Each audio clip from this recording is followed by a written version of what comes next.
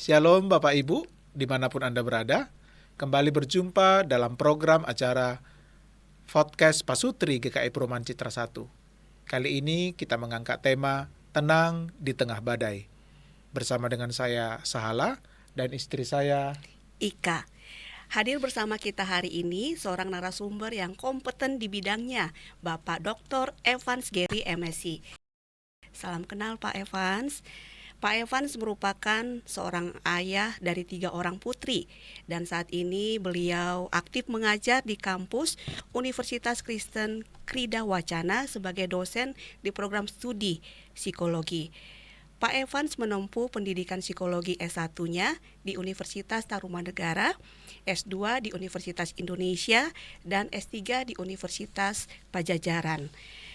Pak Evans juga merupakan seorang fasilitator untuk sebuah program persiapan pernikahan dan penguatan hubungan pernikahan bernama Prepare atau Enrich. Selain mengajar, beliau juga aktif dalam memberikan pelatihan dan konsultasi untuk orang tua dari anak dan remaja, pasangan dan keluarga. Nah, yang menariknya ini beliau memiliki hobi pinter bikin roti. Boleh diajarin nih Pak Evans ya? Boleh Bu. Dan suka berkemah. Sebelum lebih lanjut nih Pak, Iya. nanya kabar dulu, kabar baik ya Pak ya? Iya. Lancar tadi perjalanan ke sini? Iya, puji Tuhan lancar Pak. Kan kondisi di jalanan di Jakarta Betul. rata-rata banjir nih ya Pak ya. Betul. Semoga kita mendoakan juga sekaligus supaya kondisi cuaca lebih baik. Betul. Dan masyarakat yang terdampak banjir bisa teratasi oleh pemerintah daerah atau pemerintah pusat segera. Amin. Nah Pak, kembali ke tema kita hari ini, tenang di tengah badai. Kita tahu kan Pak, dalam menjalani kehidupan rumah tangga ini pasti ada persoalan-persoalan lah, cekcok karena hal-hal kecil mungkin, ada masalah, mungkin lebih jauh lagi ada tekanan yang mengakibatkan kurangnya keharmonisan di dalam pasangan rumah tangga. Tenang di tengah badai artinya kan bukan berarti tidak ada masalah, tapi bagaimana kita punya ketenangan hati ketika masalah-masalah tersebut hadir. Nah Bapak Ibu, melalui podcast hari ini kita mau mendapatkan pencerahan dari Pak Evans bagaimana kita memahami stres itu sendiri gitu ya, sehingga kita bisa tahu nih cara mengatasi stres dan kita bisa memahami teknik manajemen stres, baik teknik manajemen stres yang sehat baik secara rohani maupun emosional, sehingga harapannya pasangan pasutri itu tidak saling menyalahkan, justru sebaliknya saling menguatkan dan juga saling support. Kita kan biasa nih stres Pak, gak usah suami istri dulu dah, kita pribadi aja pun mau laki-laki mau perempuan mungkin ada stres. Kadang anak-anak kecil stres mau belajar. Itu apa sih Pak sebenarnya penyebabnya? Itu stres yang diciptakan sendiri kah? Atau mungkin memang ya itu setiap manusia wajib harus dapat stres? Gimana tuh Pak kira-kira? Iya, menarik ya. Jadi memang seperti yang Pak Salah katakan ya, bahwa setiap orang, baik itu anak-anak maupun orang dewasa, bahkan yang sudah lansia pun itu mengalami stres. Nah, stres itu wajar. Stres adalah bagian yang wajar dalam kehidupan, karena mungkin kalau saya mau mengilustrasikan, hidup kita itu ya memang tidak konstan, artinya tidak selalu berada pada satu kondisi yang tetap saja begitu. Misalkan saya bisa mengilustrasikan ya, hidup kita sederhananya seperti sebuah jam bandul. Nah, kalau Pak Salah atau Ibu Ika mungkin tahu ya. TikTok. Betul, jam bandul itu kan dia punya bandul yang bergerak ya selalu dari kiri ke kanan begitu ya. Nah, sederhananya seperti itu, bahwa hidup itu ya kadang kita merasa senang tapi juga bisa merasa sedih. Tidak selalu kita merasa senang, ada saatnya kita bisa sedih. Dan itu wajar saja dalam kehidupan. Artinya kita bisa berespon terhadap berbagai hal atau tekanan ya yang terjadi dalam hidup, dan itulah stres. Stres adalah bagaimana kita mempersepsikan tekanan, tuntutan yang kita alami dalam hidup. Dan itu wajar dialami oleh setiap orang. Setiap orang ya Pak ya. Ya, menarik nih Pak Evans ya atas penjelasan Bapak tentang stres itu dan khususnya sumber stres itu sendiri. Kadang hal kecil-kecil seperti misalnya masalah komunikasi nih Pak ya. Kadang kan gregetan ya Pak ya, kalau kita dengan pasangan kita ngomong kita nggak nyambung nih gitu ya. Atau kita misalnya pasangan suami istri merasakan yang namanya kelelahan fisik dan mental. Contohnya suami yang mungkin merasakan dia pencari nafkah tunggal nih Pak ya kan. Jadi dia merasa dominan, otoriter, atau sebaliknya istri nih yang posisinya mungkin dia double job. Dia juga bekerja membantu suaminya dan juga mengurus rumah tangganya. Nah, kira-kira nih Pak, yang jadi pertanyaan banyak orang nih, apa sih Pak akibat atau dampak kalau seandainya stres itu tidak ditangani dengan baik? Iya, tentu ya, stres yang tidak ditangani dengan baik itu tentu akan menjadi negatif. Jadi, kecenderungan kita adalah kita itu seringkali ini ya tidak semua, tetapi ada kecenderungan orang ketika menghadapi stres itu justru tidak menghadapinya, tapi justru malah melarikan diri. Nah, ada sebuah teori dalam psikologi yang menjelaskan ada kecenderungan orang bisa punya dua respon. Satu itu orang itu bisa menghadapi atau istilahnya fight, ya, tetapi bisa juga flight. Jadi justru melarikan diri. Nah, tentu yang ideal adalah kita menghadapi atau istilah yang lebih mungkin baik adalah mengelola berbagai tekanan tersebut, Bu. Tadi bagus sekali ya, Bu Ika tadi menjelaskan banyak sekali contoh yang terjadi dalam kehidupan pasangan. Dan betul Bu, itu adalah contoh-contoh di mana stres itu bisa terjadi. Nah, kalau kita justru tidak menghadapinya, kita melarikan diri. Contoh tadi misalkan ibu, istri yang double job, yang punya penghasilan lebih besar daripada suami, lalu tidak pernah dibahas, itu menjadi konflik di antara mereka, lalu kemudian terus-menerus, lama-lama konflik itu makin besar, sampai pada puncaknya tidak tertahankan lagi, dan ujung-ujungnya Bu, akhirnya mereka bisa jadi malah keinginannya malah tidak menyelesaikan masalah tapi berpisah. Nah, itu tentu kita ingin hindari. Kita tidak mau nanti dampaknya menjadi sangat serius, menjadi bom waktu yang meledak yang akhirnya kita tidak bisa atasi lagi. Nah, oleh karena itu kita perlu mengatasinya. Kita perlu mengelola stres dengan baik. Menarik nih Pak ya. Ada flight, ada fight. Betul. Gitu ya. Persoalannya kan ada banyak orang lebih cenderung flight, pergi dari situ. Dalam konteks kita sekarang ini kan podcast Pak Sutri. Yes. Pak Sutri itu stakeholdernya kan bukan hanya suami istri, tapi makin luas ketika ada anak dan anak-anak gitu loh. Karena kalau hanya satu anak punya persoalan, tapi punya anak-anak lebih ada lagi. Belum lagi kalau di dalam rumah itu ada mertua mungkin salah satu pihak gitu loh. Nah, terkadang kan apalagi zaman sekarang dibanding mungkin zaman yang dulu, bukan mau bilang zaman yang dulu lebih baik, segala sesuatu ada masa di zamannya seperti itu. Tapi kan kita tidak bisa pungkiri kondisi menangani anak zaman sekarang ini berhubungan maksudnya keharmonisan suami istri juga mengalami persoalannya masing-masing seperti itu.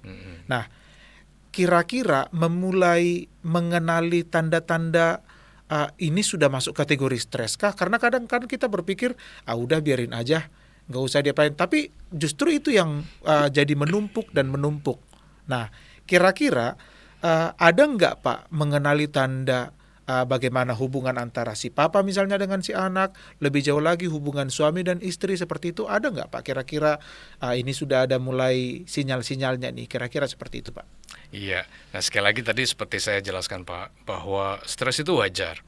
Jadi artinya ketika tadi contohnya di rumah orang tua atau suami istri mengurus anak, nah wajar sekali untuk pasangan tersebut, untuk suami atau istri, untuk papa mama itu merasa stres. Itu wajar saja. Jadi ketika misalkan anak yang pertama atau anak yang kedua itu punya hal-hal yang perlu ditangani atau diurusi berbeda, dan juga tadi di rumah ada orang tua atau mertua ya, kakek nenek yang terlibat, dan kadang-kadang Pak justru seringkali konfliknya timbul ketika orang tua papa mama mengatakan A kepada anak, Justru kakeknya kakek beda. neneknya beda. Ah. Nah, itu. Dan Jadi ini menjadi kadang caranya si Bumerang. anak untuk mending ke kakek dah daripada ke sini. benar. Jadi ya ini seringkali jadi sumber stres. Nah, jadi ini wajar. Tetapi kemudian sampai pada tingkat mana ya situasi ini, tekanan ini itu menjadi masalah bagi pasangan tersebut. Ini yang perlu dipahami bahwa kalau ini adalah stres, ini wajar. Tetapi kalau itu kemudian ya berdampak, contohnya terus-menerus, artinya dalam jangka waktu panjang, ya jadi terus gitu ya. Artinya kan berarti tidak ada satu perubahan, satu kondisi yang lebih baik, tidak mampu mengelolanya dengan baik karena dalam waktu panjang. Nah ini bisa jadi satu tanda ini masalah. Atau kedua, ini berdampak pada diri, yaitu baik itu pikiran, ya jadi terpikir terus gitu ya, perasaan, jadi moodnya terganggu, akhirnya sedikit saja pemicu bisa jadi marah, bisa jadi kesal gitu ya, ataupun bisa juga mengganggu rutinitas sehari-hari. Nah ini berarti sudah ada contoh-contoh ini sudah menjadi masalah, bisa jadi mengganggu. Tapi hati-hati. Nah rekan-rekan atau Pak Sahala, Bu Ika ya, jangan dikit-dikit kalau ada stres lalu kita bilang, wah ini nih kacau nih, atau ini nih, wah saya Gara-gara nih, papi nih atau gara-gara mami nih, misalnya kayak bener, gitu. wah ini saya udah terganggu nih, atau dengan istilah-istilah yang sekarang lagi keren Pak di media sosial gitu ya, wah ini saya depresi nih, Nah, wah ini saya apa nih gitu ya. Nah jadi sekali lagi hal-hal tersebut wajar, tapi kalau tadi contohnya terjadi terus mengganggu pikiran perasaan kita, bahkan keseharian rutinitas kita, kita tidak mampu mengelolanya. Nah ini kita perlu kenali sampai pada batas mana stres itu bisa sungguh mengganggu kehidupan kita. Gitu Pak. Ya, Pak Gary, Mm-mm. dalam hubungan suami istri nih Pak ya, kan sudah lama nih hidup bersama nih Pak. Mm-mm. Kita udah tahu nih apa yang menjadi kesukaan dan yang tidak disukai pasangan kita gitu ya, kelebihan ataupun kelemahan pasangan kita seperti itu.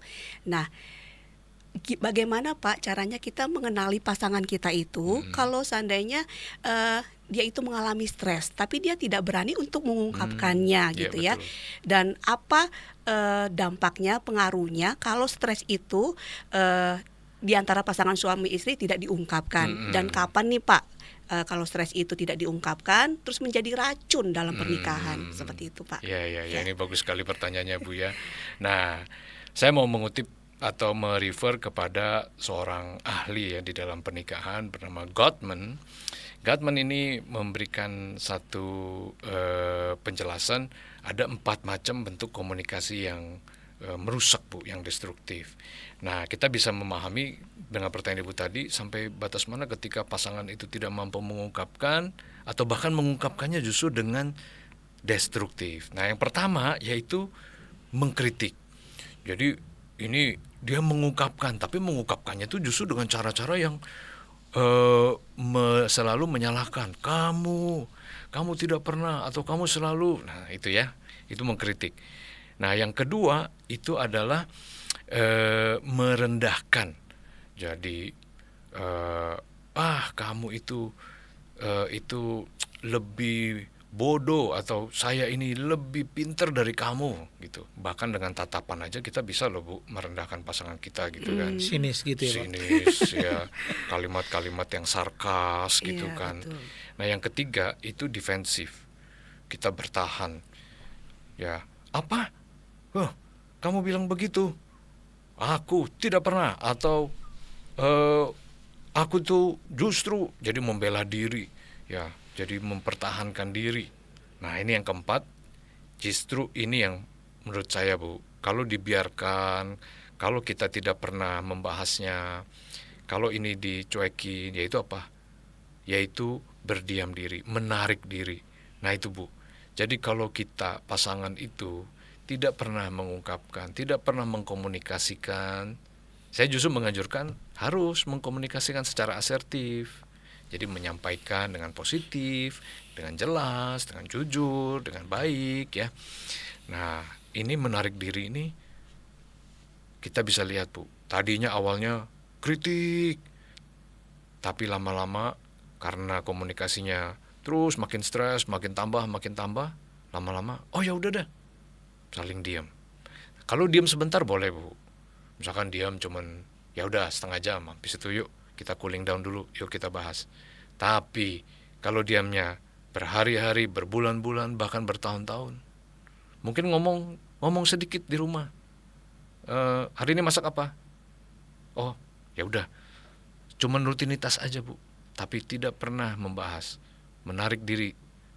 Seringkali pasangan yang menarik diri bisa sampai diam-diaman Bu, ya kan? Di meja makan sama-sama makan tapi diam. Ini justru kita perlu hati-hati. Kita perlu waspada. Pasangan yang tidak memiliki komunikasi sama sekali, ini justru tanda yang menurut saya paling bahaya.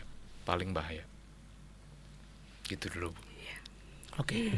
Saya mengambil beberapa kata kunci Pak ya. Pertama, tetap apapun persoalannya tetap ada komunikasi, gitu ya Pak ya. Betul. Nah, 2 poin dari yang 4 tadi, mengkritik dan berdiam diri. Saya membahas yang pertama dulu Pak, mengkritik. Karena terkadang mengkritik ini yang kita maknai secara keseluruhan seolah-olah kita tidak boleh ngomong kepada pasangan kita. Padahal justru kalau kita nggak ngomong, yang ada di dalam hati tidak tersampaikan apa yang kita inginkan. Memang salahnya adalah terkadang kita lebih cenderung mengkritik, tidak memberi solusi seperti itu. Dalam kami berdua nih, sering misalnya hal-hal kecil, misalnya yang titipan zaman VOC Pak. Orang tua kan kalau habis pakai odol tutup gitu loh. Nah ini kan sulit nih. Ini tempatnya di sini. Nah ini terkadang jujur kami berdua pun ada hal-hal seperti itu. Saya titipan VOC zaman dulu banget, ibaratnya kayak gitu. Orang tua kalau nggak di sini tempatnya, awas nih. Nah kalau kita ngomongin kayak gitu, itu termasuk mengkritik nggak sih Pak? Iya. Nah begini Pak Sahala, mari kita bedakan apa itu kritik atau apa itu komplain. Nah kita boleh komplain. Ya toh, tapi mengkritik ini adalah kalau pertama tujuannya itu kita menyalahkan. Kedua, dimulai dengan kata kamu. Itu Bu. Kamu itu nggak pernah mau dengarkan aku. Tekanannya udah makin itu ya Pak ya. Subjektif. Belum lagi bicara dari logat kedaerahan. Bener, mungkin Pak itu akan lebih terasa lagi ya. Kamu tuh nggak pernah teratur, nggak pernah rapi. Kenapa tutup odol itu selalu ditaruh di situ. Jadi kan justru tujuannya adalah tadi menyalahkan dan kita menuding dengan kata kamu. Maka kita boleh komplain. Tapi kan tadi betul kata Pak Salah, apa solusinya? Maka saran saya mulailah dengan kata aku.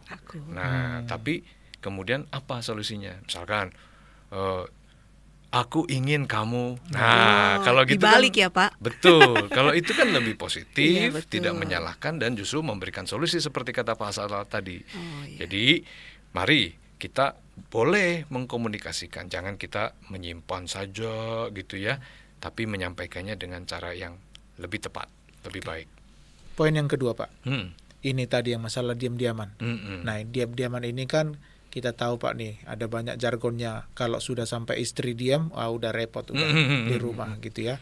Karena hari ini makan kemana kita Mi? Terserah. Nah ini kan jawaban-jawaban terserah ini yang terkadang yang membuat udahlah kalau begitu terserahlah gitu. Nah ini jadi hal-hal yang sering muncul. Sebenarnya lebih berbahaya mana Pak? Diam atau bertengkar ketika salah satu pihak merasa stress out itu. Nah gimana kita membedakan antara menghindar atau tenang di tengah badai yang ada seperti itu Pak? Iya. Nah ini justru kita mesti melihat, seringkali kondisi yang saya temui adalah pasangan ketika sedang dalam stres gitu ya, membahas sesuatu lalu kemudian memuncak ya sampai pada titik yang sangat tinggi, tapi kemudian tidak mampu untuk mengelola situasi itu. Ya akhirnya apa yang terjadi? Ya sudahlah gitu ya. Lalu kemudian ada yang memilih, oke, kita cooling down dulu. Tapi tadi kalau cooling downnya kelamaan sampai lupa, tadi berhari-hari, berminggu, berbulan dan sampai bertahun-tahun, nah itu jadi masalah. Nah atau kedua, ya sudah lupain aja. Nah akhirnya tidak pernah membahas. Nanti muncul lagi isu baru, terus memuncak lagi, Didiam-diamin, ngendap, didiamin, ya makin sudah, makin lupakan besar ya. saja, gitu. Nah itu kan jadi justru tidak efektif. Nah oleh karena itu, mari pasangan perlu membahas.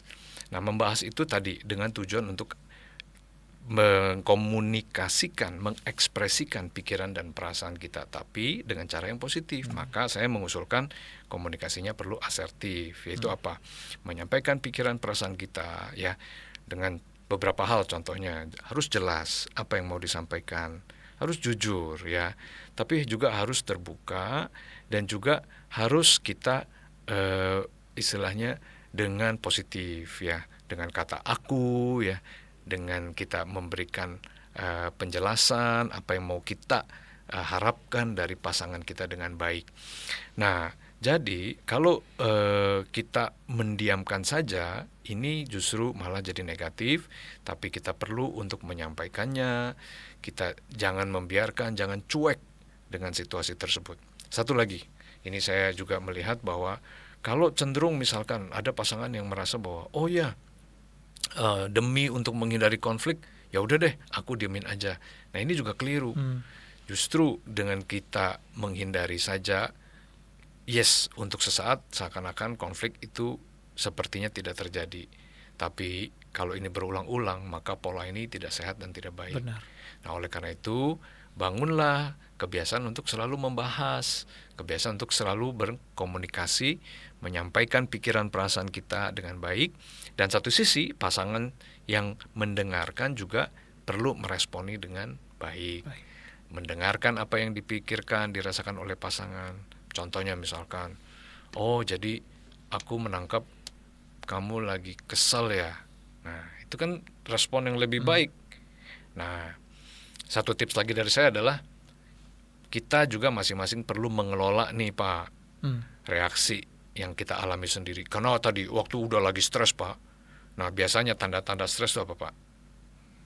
Kita bisa ukur sendiri. Ya, dak dikduk. Wah, ini berarti udah tandanya ini. Punya alat tensi di rumah lagi. Bener, kalau perlu kita tensi. Wah, biologi sederhana Pak. Kalau tubuh kita, reaksi tubuh kita, itu detak jantung kita itu udah berdetak kencang sekali, itu tandanya Pak, itu aliran darah yang terjadi itu begitu drastis, perubahannya mempengaruhi cara kerja otak kita, sehingga otak kita juga tidak bisa atau tidak mampu berpikir dengan jernih, dengan baik. Oleh karena itu kita perlu menenangkan diri, kita perlu menurunkan tensi tersebut. Jadi pada saat ya salah satu pihak menyadari, kalau saya sering menganjurkan pasangan kasih kode Pak, gitu. Jadi misalkan suami atau istrinya tensinya udah tinggi sekali, gampang buat kita tinggi lagi, ya kan, gaspol lagi kan gitu. Wah makin tambah itu, tapi kita bisa kasih kode.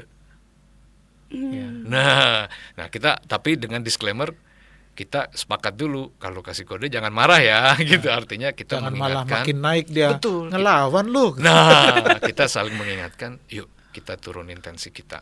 Itu untuk membantu masing-masing meredakan ketegangan. Waktu detak jantung kita itu makin rendah, kita makin tenang, otak kita juga makin jernih, kita bisa bicara juga dengan lebih baik. Nah itu sederhana tapi sangat penting. Iya, oke. Pak Evans, ini kan biasanya dialami, termasuk saya juga nih Pak, kaum perempuan gitu ya, yang lebih banyak diam atau minder atau takut nih Pak, tanda kutip nih, ketika dia mau menceritakan kondisinya ketika mengalami stres itu. Nah gimana nih Pak, kasih tips ke kita nih, bagaimana caranya supaya kita itu diberi ruang nyaman untuk lebih leluasa, apa yang harus dilakukan pasangan kita gitu ya Pak ya, supaya jangan ada yang jadinya saling menyakiti atau justru dihakimi.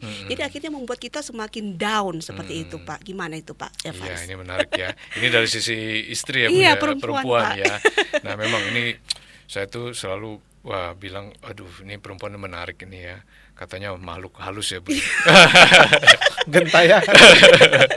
Jadi ini memang ya ada yang berteori begini, ini perempuan memang punya keunikan karena otaknya aja berbeda.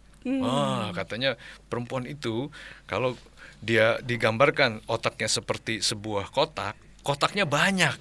Nah, itu bisa pindah dari kotak rumah, lalu kotak anak, Betul. kotak pasar, Iya. kotak mertua. Nah, gitu. Nah, kalau laki-laki kotaknya berapa, Pak? 1 katanya, Pak. Artinya kalau udah lagi konsennya Ini, bola, nah udah itu aja. Bola aja nggak bisa terus. diganggu, Bu. Betul, Pak. Nah, jadi memang perlu saling memahami satu. Kedua, tentu bagi para suami, nah ini menarik ini, saya membaca penelitian ya. Ada sebuah penelitian yang justru menemukan bahwa istri yang bahagia, Cuy. nah, mempengaruhi atau menentukan kebahagiaan suami. Nah, jadi ini penting nih bagi suami-suami ini ya. Bahkan dalam penelitian itu dia berusaha membuktikan bahwa bahkan ketika suami-suami itu justru menilai hubungan mereka itu kurang gitu ya. Tapi ketika istrinya itu positif, itu justru menambah atau meningkatkan ya kepuasan si suami. Nah, jadi bagaimana kalau begitu? Maka tentu dalam hal ini dua pihak perlu ya Bu ya. Pertama, dari sisi suami perlu belajar untuk berempati, mendengarkan, memahami bahwa seorang istri itu punya kepribadian, punya ciri, seorang perempuan punya ciri yang unik, yang khusus tadi, bisa bicara macam-macam ya. Nah, oleh karena itu perlu benar-benar mampu mendengarkan dengan baik. Ini ya, jadi tantangan bagi suami-suami ini, ayo dengarkanlah istri Anda. Nah, sebaliknya, istri juga perlu, Bu. Jadi bagaimana istri juga perlu ketika memahami, bapak-bapak ketika tadi, Bu, dia masuk di dalam kotak. Lalu, kamu gimana sih? Kok kamu diam aja gitu. Nah, kadang memang, oke, ada suami dan ada saatnya dia mungkin kalau seorang penulis buku mengatakan masuk ke dalam guanya. Oke. Tapi juga suami perlu diingatkan, nggak boleh terlalu lama masuk dalam gua. Nah, bagaimana istri bisa memahami bahwa suami terkadang itu punya kecenderungan untuk hanya fokus pada satu hal tertentu. Nah, mesti cari waktu yang tepat. Nah, saya menganjurkan satu tip bagi pasangan baik suami dan istri. Penting sekali untuk membahas, berbicara hal-hal paling penting, hal-hal paling positif, hal-hal yang paling diinginkan. Itu pada situasi non-konflik. Saya ulang ya, non-konflik. Jadi artinya apa? Jangan ketika pada situasi konflik kita pikir, ya udah, saya mau bahas, biar dia ngerti, biar dia tahu.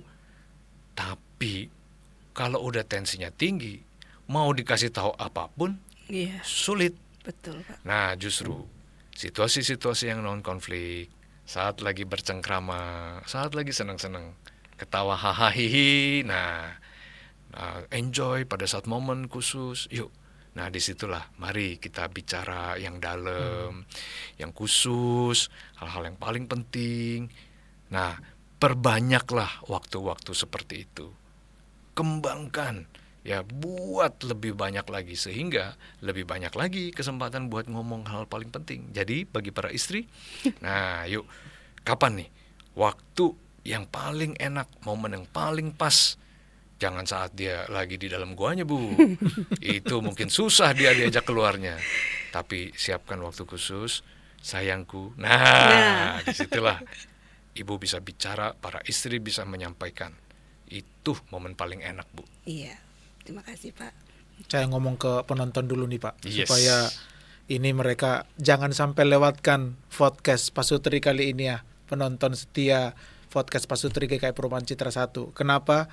Karena kami sebagai host pun merasakan penjelasan-penjelasan dari Pak Evans dari tadi luar biasa. Tips-tips yang disampaikan tidak yang ngambang-ngambang, tidak yang ngawang-ngawang, tetapi bahasa sederhana yang justru kita bisa terapkan, bisa lakukan di dalam kehidupan rumah tangga kita masing-masing. Kembali ke Pak Evans, Pak.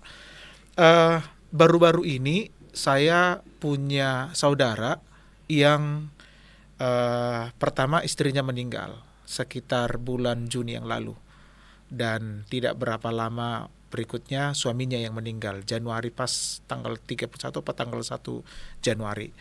Ketika waktu istrinya meninggal, kami melayat ngobrol tuh sama, biasa di orang Batak ada kasih nasihat seperti itu. Tapi bahasa kita umumkan, setiap rumah tangga pasti punya persoalan, pasti pernah konflik, begitu toh. Tapi ketika kami ngomong ini, si bapaknya bilang kami sudah menikah hampir 40 tahun, gak pernah berantem. Gak pernah sama sekali, dia bilang. Dalam sumur dia gak pernah ada persoalan. Karena biasanya di mindset kita, setiap rumah tangga pasti ada. Nah, pertanyaan saya Pak, kira-kira sebenarnya bisa nggak sih rumah tangga itu tidak ada perselisihan sama sekali? Atau mungkin ada nggak yang seperti itu? Karena jangan-jangan orang berpikir, mana ada rumah tangga yang nggak punya konflik? Pasti ada. Mana ada rumah tangga nggak punya stres? Pasti ada. Kira-kira gimana tuh Pak? Iya, menarik ya. Nah tentu saya tidak bisa mengatakan apakah tadi ya keluarga Bapak tadi ya itu betul-betul dia tidak punya konflik atau tidak ada persoalan. Namun demikian yang saya bisa pastikan bahwa stres itu wajar. Persoalan itu adalah justru bagian yang wajar dalam kehidupan. Yang mungkin saya menduga adalah yang dimaksud adalah tidak atau pasangan tersebut tidak mengalami situasi di mana persoalan tersebut menjadi stres yang memuncak, kendala, atau menjadi kesulitan yang besar bagi mereka. Kemungkinan bagi mereka hal-hal yang terjadi, persoalan yang terjadi itu adalah hal-hal yang mereka bisa atasi, mereka mampu kelola dengan baik. Kalau demikian maka saya bilang bagus Pak, itu justru adalah jadi kesaksian yang betul, baik. mereka itu mampu mengelola itu dengan baik. Tetapi Pak, sebaliknya, kalaupun Bapak Ibu ya, baik itu pendengar yang juga mendengarkan podcast ini gitu ya, kita semua mengalami persoalan, menghadapi situasi yang sulit, maka saya bisa bilang itu namanya anugerah Pak. Anugerah. Jarang-jarang mungkin ya Pak. Betul, artinya kita menghadapi situasi yang sulit, kita adalah orang-orang yang diberikan anugerah oleh Tuhan untuk kita selalu minta Tuhan menolong kita menghadapi situasi itu. Ya, saya ingat ada seorang ibu yang mengatakan pada istri saya, wah seneng ya anak kamu ya, kayaknya anak kamu baik ya, aduh kamu nih hebat ya gitu. Dia nggak tahu aja Bu kan gitu ya. Ya di rumah kami juga kesulitan gitu ya. Jadi bahkan orang tua yang punya anak yang sulit pun itu adalah anugerah. Ya, kita semua menghadapi kesulitan, tapi kita ingat ada anugerah Tuhan yang memungkinkan kita, menolong kita, memampukan kita mengatasi itu. Itu justru membuat kita makin merasa bahwa siapa kita. Kita adalah orang-orang yang membutuhkan Tuhan, bukan orang-orang yang merasa diri wah hebat, mampu, kita sanggup mengatasi masalah apapun. Nah, justru dengan menghadapi masalah, kita makin menyadari kita butuh Tuhan, kita mampu karena Tuhan. Ya, Pak Evans, bagaimana nih ya Pak ya kalau seandainya salah seorang pasangan kita itu mengalami stres yang sudah mempengaruhi secara mental, psikologinya gitu ya Pak ya, akhirnya sulit untuk memaafkan, depresi, luka batin, tapi nggak diselesaikan juga seperti itu ya. Dan itu sangat berdampak sekali pastinya, pasti uring-uringan, marah-marah atau diam-diaman yang seperti Bapak sampaikan tadi. Nah, gimana itu Pak caranya? Karena kalau sudah mempengaruhi mental pasti pengaruh juga ke anak-anak, pengaruh juga dengan pasangan kita seperti itu. Setuju. Apa yang harus kita lakukan Pak? Setuju Bu. Nah, yang paling sederhana maksudnya paling kita bisa coba perhatikan begini. Salah satu tadi ketika pasangan tidak mampu mengungkapkan gitu ya, tidak mampu membicarakannya stres yang dialami ya, dia pikir ya udah saya simpan aja. Tapi hati-hati loh, itu nanti keluarnya bisa dimunculkan dalam bentuk dilampiaskannya ke orang lain, ke lingkungan gitu loh. Jadi kalau kita misalkan contoh, aduh kita ini lagi tertekan di tempat kerja, tapi kita nggak mampu nih. Nah, kepada suami-suami nih, bapak-bapak ya, jadi kalau stres di tempat kerja, saya sarankan justru ceritakanlah kepada sahabat terbaik Anda. Siapa sahabat terbaik Anda, bapak-bapak? Istri Anda. Ceritalah, gitu ya. Daripada Anda diam, lalu akhirnya Anda keselnya uring-uringan tadi kata ibu. Nah, itu justru negatif. Makin lama makin berdampak, bisa mengganggu mental, mungkin bisa sampai depresi dan nah, baiknya kalaupun ini terjadi depresi dan memang sudah dikonfirmasi oleh ahli, sekali lagi, jangan men-self-diagnose, pergilah ke seorang ahli, memastikan bahwa apakah ini adalah gangguan. Dan kalau itu sudah dikonfirmasi berupa gangguan, ya, maka tentu itu butuh pertolongan ahli. Nah, yang jadi kesulitan adalah, dan ini mungkin juga ciri, biasanya orang yang punya masalah seringkali nggak menyadari bahwa dirinya punya Punya masalah. masalah. Seringkali menyangkali, denial Bu. Iya, betul, Pak. Apa? Enggak, aku enggak begitu. Nah, oke. Nah, memang kadang kalau saya menyarankan, kadang kita mesti tunggu sampai orang tersebut menyadari dia membutuhkan bantuan. Tapi pun kalau itu sudah betul-betul mengganggu sekali, dan bahkan sampai mengganggu, membahayakan dirinya dan orang lain, maka mungkin perlu ada tindakan yang lebih serius. Intinya adalah ketika kita membutuhkan pertolongan, carilah. Dan saya selalu mengatakan wajar mencari pertolongan. Mana ada manusia yang hidup Iya. sendiri ya Pak? Betul. Kita selalu butuh orang lain. Sebabnya disebut kita makhluk sosial ya Pak. Betul sekali. Jadi carilah pertolongan ketika sudah sampai mengganggu sekali Bu. Apalagi kalau sampai membahayakan diri dan juga orang lain. Ya. Ya, ini percakapannya sangat menarik ya. Ada banyak pelajaran tentu, ada banyak mungkin informasi-informasi yang baru yang kita dapatkan, yang barangkali yang kita lakukan selama ini ada yang seperti dikatakan Pak Evans tadi, denial. Sepertinya mungkin di dalam hati kita bisa jadi tahu ya Pak ya, cuman kita mungkin mengeraskan hati atau menganggap kita lebih tahu, atau mungkin menganggap udah itu persoalan kecil. Padahal kan batu-batu kerikil kecil lah yang membuat kita tersandung, bukan batu yang besar. Nah, Pak Evans, waktu juga yang memisahkan kita. Ini percakapan sangat menarik dan tentu secara pribadi bagi saya ini sangat baik. Mungkin ada pernyataan penutup dari Pak Evans sendiri Iya, terima tentang kasih. tenang di tengah badai ini. Betul. Kalau bicara tenang di tengah badai, saya memikirkan perumpamaan, atau bukan perumpamaan ya, kisah ketika murid-murid itu berada di atas kapal ketika waktu itu terjadi badai, dan saat itu Yesus ada di situ.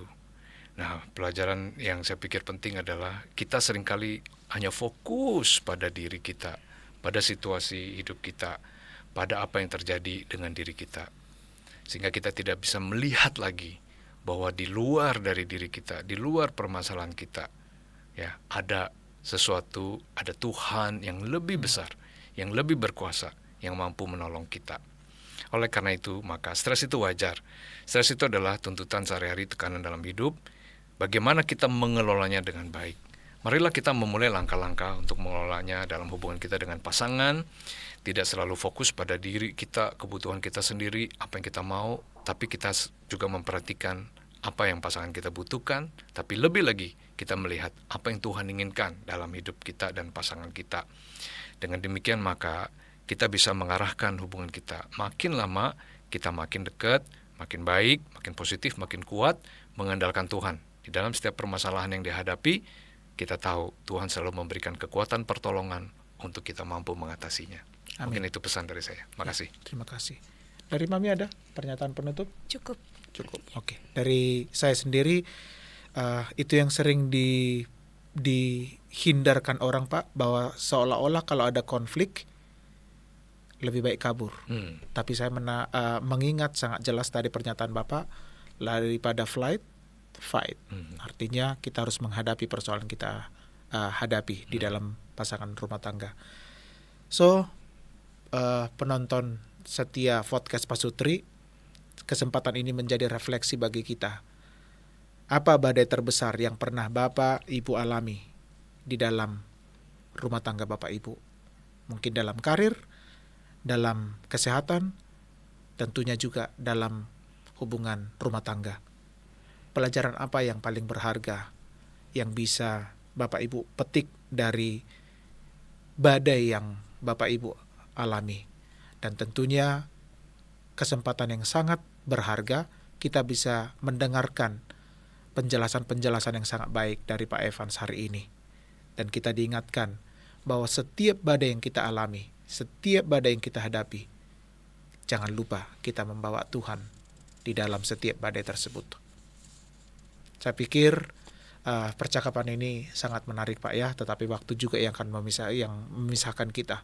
Kami sangat berterima kasih kepada Pak Evans untuk waktu pemaparan yang sangat baik yang Bapak bisa sampaikan kepada kami. Tuhan memberkati Bapak, Tuhan memberkati keluarga Bapak juga, dan pelayanan Bapak, baik secara di keluarga, tentu juga secara profesi di Ukrida. Karena kebetulan banyak juga nih anak-anak GKI Perumahan Citra 1 yang katanya Bapak ajar di kampus di Ukrida ya Pak ya. Dan kami percaya Tuhan terus yang menyertai, memberkati Pak Gary. Demikian Bapak Ibu untuk acara podcast Pasutri GKI Perumahan Citra 1, dan kita akan bertemu di acara podcast Pasutri GKI Perumahan Citra 1 selanjutnya. Tuhan memberkati. Tuhan berkati.